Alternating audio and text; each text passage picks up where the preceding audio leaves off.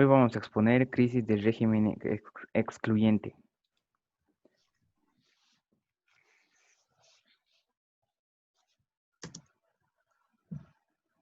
Antecedentes. Tras la Guerra del Chaco, no solo perdimos territorio y hubo bajas en la guerra, también se, se formaron conflictos sociales que eran por partidos políticos de la izquierda y de filiación marxista y tendencias nacionalistas. Todas estas críticas se dirigían hacia la rosca, los varones del estaño y las transnacionales. Se formaron cuatro partidos. El Movimiento Nacionalista Revolucionario, que nació el 25 de enero de 1941 y era un núcleo de intelectuales. Ellos tenían la democracia representativa, querían un Estado soberano y próspero. Querían pasar de la economía burguesa a la economía capitalista y uno de sus mayores líderes era Víctor Paz Estenssoro. Luego se formó el Partido de la Izquierda Revolucionaria. El PIR nació el 26 de julio de 1940. Estaba liderado por José Antonio Arce y Ricardo Anaya. Eran de filiación estalinista. Querían desarrollar el capitalismo. Eh, Más tarde hubo una fase de revolución socialista y luego nació de este mismo partido el 17 de enero de 1950 el Partido Comunista de Bolivia. Luego está la Falange Socialista Boliviana, que fue creada el 15 de agosto de 1937. Tenía una orientación fascista. Estaba encabezada por Óscar Ungaza de la Vega. Era un grupo de choque que estaba potenciado por mineros y de la rosca. Luego, por último, el Partido Obrero Revolucionario, que nació en junio de 1935. Tenía orientación trotskista. Estuvo encabezado por José Aguirre Gainsbourg y tenía o quería quería edificar una sociedad comunista. Eh, este partido quiso hacer un gobierno obrero campesino y de esto nació la revolución proletaria.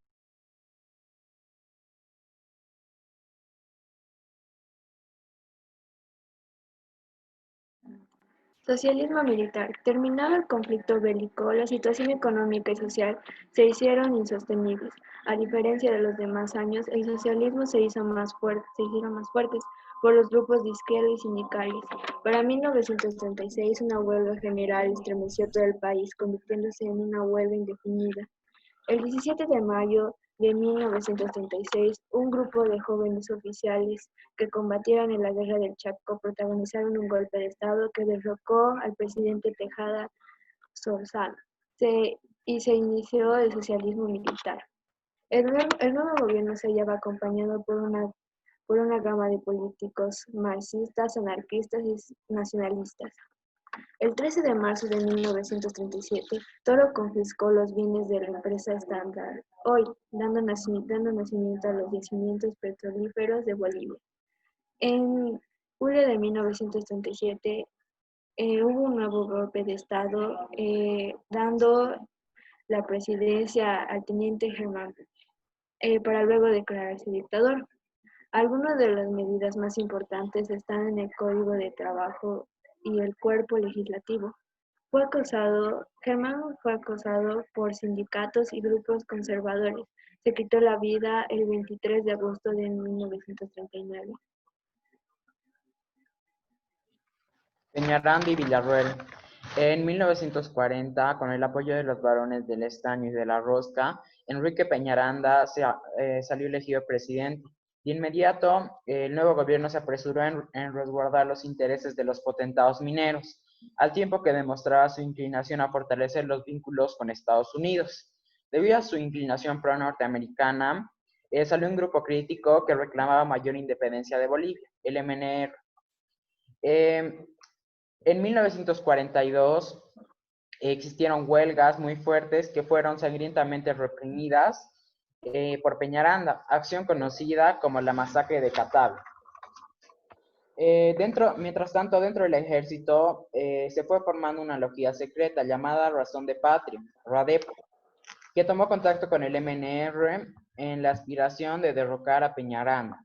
El 20 de diciembre de 1943, un nuevo golpe de Estado que fue impulsado por el RADEPA y el MNR, que llevó al gobierno a Gualberto Villarroel. Entre sus medidas más importantes están el primer Congreso Indigenista, la abolición de la servidumbre indígena, y en junio de 1944 fundó la Federación Sindical de Trabajadores Mineros de Bolivia.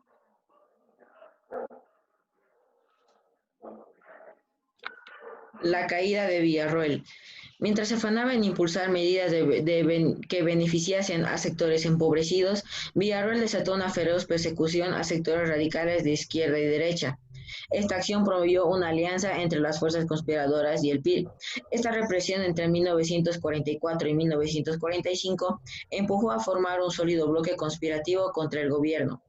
En junio y julio de 1946, una manifestación de maestros debilitó fuertemente al gobierno, así facilitando eh, que, facilitando la radicalización de los conspiradores.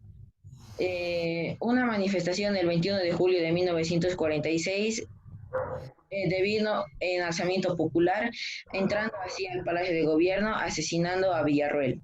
La tesis de Pulacayo fue creado por militantes del POR y señala que el proletariado es de una clase revolucionaria por excelencia, debido a que no tiene ningún tipo de propiedad de medidas de producción. Vientos revolucionarios. Mamerto Rivadavia gobernó como sus antecesores, privilegiando los intereses de los potentados mineros en desmedro, principalmente de las minas. A fines del 1949, el MNR encabezó un sorpresivo alzamiento armado, derrotado sangrientamente al cabo de 2 meses. Quedaba claro que el MNR no solo encabezaba a los sectores sociales más radicados del país, sino que tenía como objetivo central impulsar una profunda rebelión contra el régimen imperante. La polarización creciente terminó por despedazar algunas organizaciones políticas.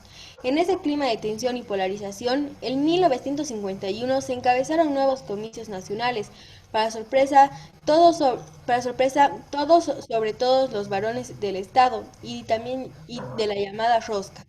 El candidato del MNR, el doctor Víctor Paz Estensoro, se alzó con la victoria. Los resultados de las urnas despertaron a la alarma del élite económica y política. Inmediatamente Urrologoiti anunció que no entregaría al gobierno al MNR. El 16 de julio de 1951, el presidente dejó el gobierno en manos de una junta militar encabezada por Hugo Ballivián.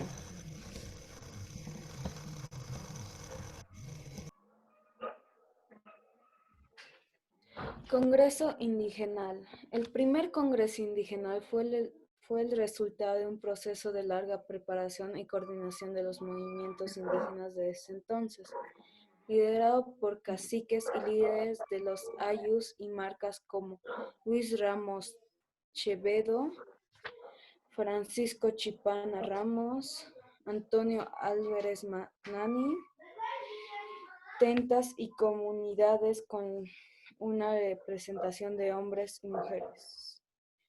Y este primer congreso, donde los idiomas oficiales fueron el aymara, quechua y castellano, entre las principales revoluciones y conclusiones que emanaron del primer congreso indígena se destacan: prohibición de los servicios de pongueaje y mitanaje, prohibición de los trabajos personales en forma gratuita, abolición de los trabajos diezmos, otorgación de tierras a favor de los indígenas, obligaciones de los patrones de implementar escuelas para la educación de los hijos de los indígenas que trabajan la tierra, leyes y autoridades para la protección del indio.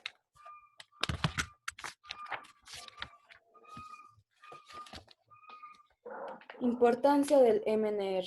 El MNR es el partido político con mayor influencia en la vida política nacional hasta el inicio del siglo XXI. germinando a los grupos nacionales de Hernando Siles en las áreas del Chaco, en los grupos socialistas que actuaron en los años 30. Fue fundado el 25 de enero de 1941 por un grupo de jóvenes políticos e intelectuales de la generación de la guerra. Constituyeron el MNR en Víctor Paz Extensor, Germán Siles Zuazo, Walter Guevara Arce, Carlos Montenegro, Augusto Céspedes, Germán Monroy Bloch y Rafael Atazo. Gracias.